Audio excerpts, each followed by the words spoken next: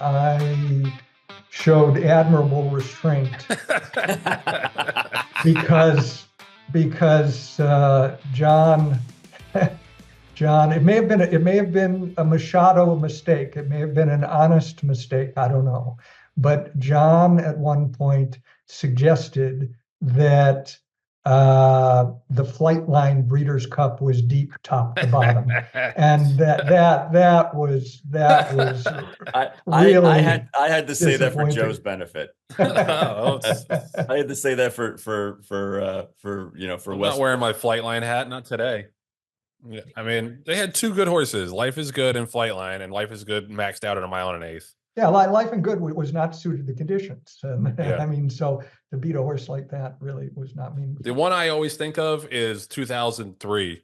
I'm sure there were better ones like before my time, but you had or 2004, Ghost Sapper, Roses in May, Pleasantly Perfect, Funny Side, Perfect Drift. Like, not all those horses were in their top form, but those were a lot of really, really nice horses in that race. Right. There were still nice older horses back then. I mean, that's one of the other, as you both know, one of the other really insidious repercussions of retiring young horses, after their 3-year-old seasons, is it decimates the division of older horses. Division. Absolutely. Terrible. Absolutely. All right, so lest we be too negative about the racing and history of racing and breeding, we want to take a trip back into the 1940s. And Tinky is ever historian.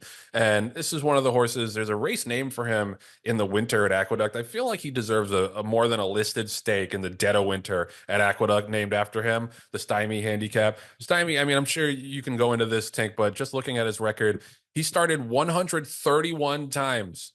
Won 35 times, was the second 33 times, third 28 times. So he was in the money 96 out of 131 starts. Didn't even earn $1 million throughout all those starts, but won multiple stakes at 4, 5, 6, 7. He was obviously in the Racing Hall of Fame. Tinky, why don't you tell us a little bit about why is so near and dear to you?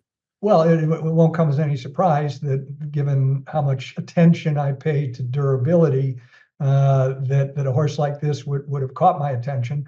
I mean, an unbelievable warrior. And, this is a horse, of course, he raced over so many seasons that it was invariable that he was going to race against good horses. I mean, he raced against Gallaret, he raced against Assault, and won and lost to those horses. And I could go on and on. There are probably 15 really high class or top class horses that he raced against. So fantastic. It's worth, I think his lifetime past performances are available somewhere online if you do a search. And he was an amazing horse. But the reason that I wanted to talk about him very briefly today is because he was not fashionably bred. He was a Texas bred by Max Hirsch, trained by Hirsch Jacobs, two famous Hirsches in the racing industry, and by a sire named Equestrian. He did retire to stud. He only produced 200. He produced less foals in his career than Golden Pal has on the ground, but he produced 214 foals in his named foals in his career. So I'd like the two of you to guess. I don't know if there'll be any door prizes, but I'd like you to guess what the average career starts of his starters. 91% of his foals started. Of those starters, what do you think the average career start number was? I'm going to say 50.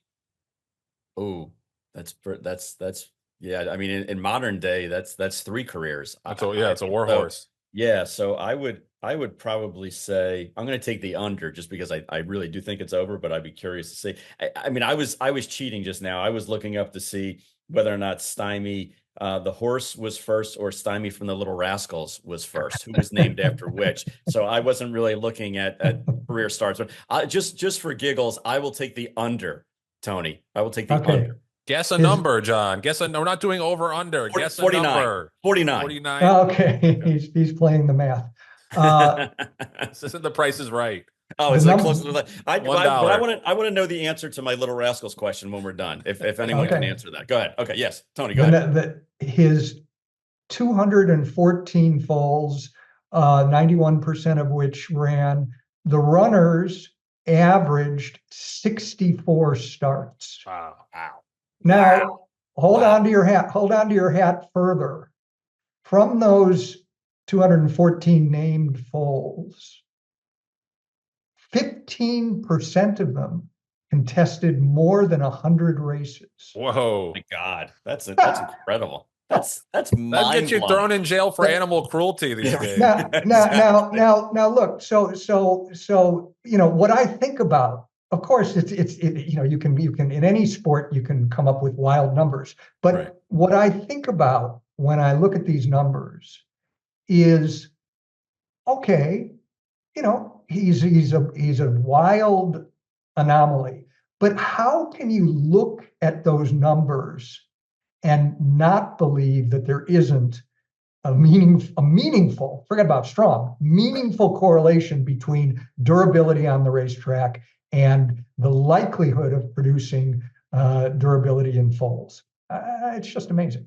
Yeah, no, he's the prime example, and I love hearing those stories. John, I will Google it for you after the show. So this was a great time. Uncle Tony, Uncle Tinky coming back on the show, talking a little bit about Breeders' Cup Classic, and as always, having these valuable insights on the greater trends in racing and stallions and breeding. And Tony, as always, man, you're one of the greatest follows on Twitter. If you haven't seen him, go to Tinky47 Flat on Twitter.